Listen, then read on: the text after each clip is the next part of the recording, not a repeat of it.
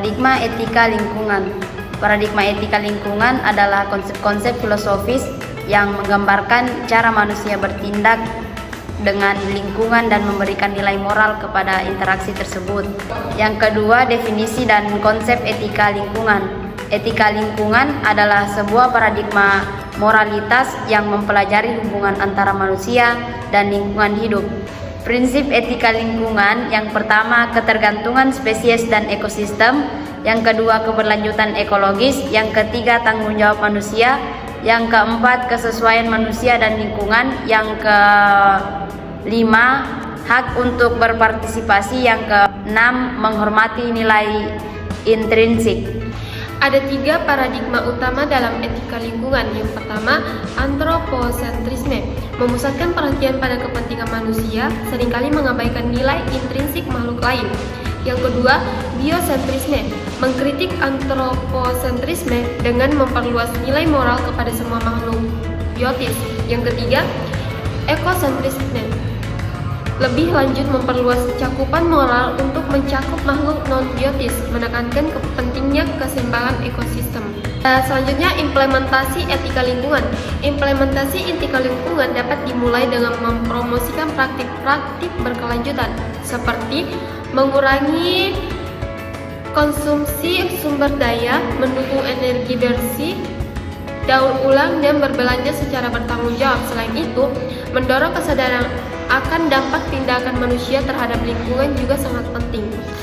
Latar belakang munculnya GCG. GCG muncul sebagai respon terhadap skandal akuntansi besar seperti kasus Enron dan krisis ekonomi Asia pada 1990-an. Skandal ini menurunkan kepercayaan investor dan mendorong perlunya transparansi serta akuntabilitas dalam perusahaan. Di Indonesia, GCG mulai diperkenalkan setelah krisis 1997 untuk memperbaiki pengelolaan perusahaan dan melindungi hak-hak pemegang saham. GCG bertujuan meningkatkan kinerja perusahaan melalui pengawasan yang lebih baik dan struktur yang jelas antara manajemen dan pemegang saham. Baik, tujuan utama dari penerapan GCG yang pertama itu meningkatkan kinerja perusahaan, yang kedua melindungi hak pemegang saham, yang ketiga menjaga reputasi perusahaan, yang keempat mengelola risiko, yang kelima menjaga keberlanjutan perusahaan, yang keenam mendorong pengelolaan yang profesional, yang ketujuh meningkatkan kontribusi terhadap perekonomian nasional.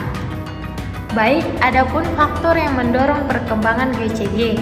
Yang pertama itu krisis kepercayaan, yang kedua itu globalisasi persaingan bisnis, dan yang ketiga perlindungan pemangku kepentingan, dan yang keempat regulasi dan kebijakan pemerintah, dan yang kelima kepentingan jangka panjang, dan yang keenam tuntutan masyarakat. Ada juga prinsip-prinsip GCG. Adapun prinsip-prinsip GCG, yang pertama itu tanggung jawab sosial perusahaan atau CSR. Yang kedua transparansi, yang ketiga akuntabilitas, yang keempat kewajaran, yang kelima pengelolaan resiko, dan yang keenam independensi dewan direksi.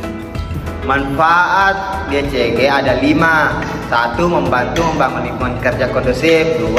Membantu proses mitigasi risiko dalam bisnis untuk jangka panjang. Dan ketiga, meningkatkan kredibilitas perusahaan di mata stakeholder serta konsumen. 4. Meningkatkan kepercayaan para investor. 5. Membangun persaingan bisnis yang sehat.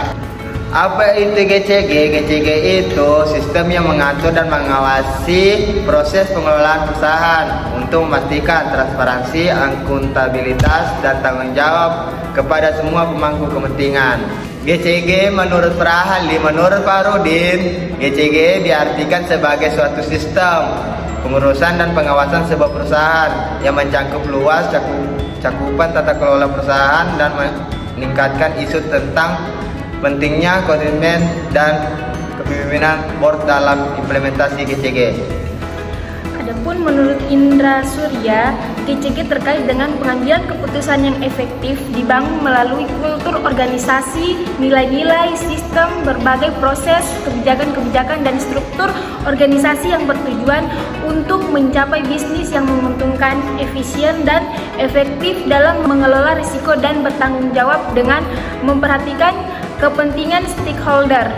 Adapun menurut Cadbury Committee of United Kingdom, GCG adalah suatu seperangkat peraturan yang mengatur hubungan antara pemegang saham, pengurus atau pengelola perusahaan, pihak kreditur, pemerintah, karyawan, serta para pemangku kepentingan internal dan eksternal lainnya yang berkaitan dengan hak-hak kewajiban mereka, atau dengan kata lain suatu sistem yang mengarahkan dan mengendalikan perusahaan. Adapun menurut Forum for Corporate Governance in Indonesia, GCG adalah seperangkat peraturan yang mengatur 3 hubungan antara pemegang saham, pengurus perusahaan, pihak kreditur, pemerintah, karyawan, serta para pemangku kepentingan internal dan eksternal lainnya yang berkaitan dengan hak-hak dan kewajiban mereka, atau dengan kata lain suatu sistem yang mengendalikan perusahaan dengan tujuan menciptakan nilai tambah bagi semua pihak yang berkepentingan.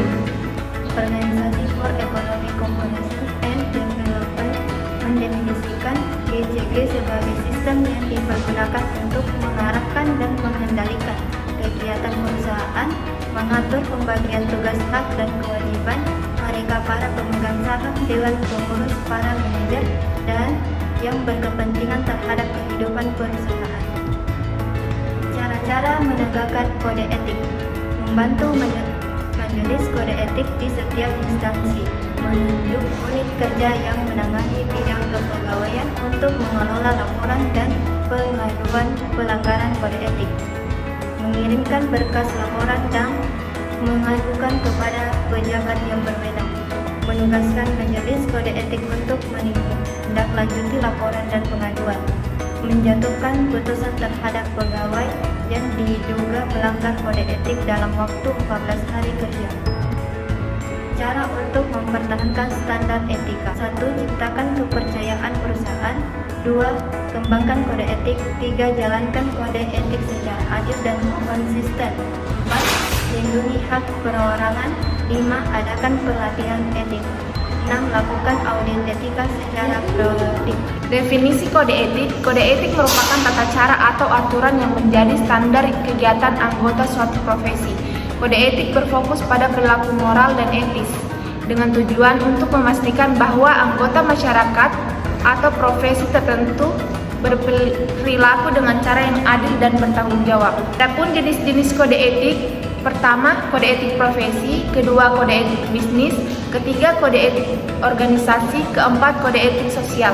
Prinsip-prinsip kode etik: pertama, integritas; kedua, objektivitas; ketiga, kompetensi; keempat, kerahasiaan; kelima, tanggung jawab; keenam, kepercayaan; 7. Akuntabilitas; 8. Mementingkan nilai keadilan; dan terakhir, profesionalisme.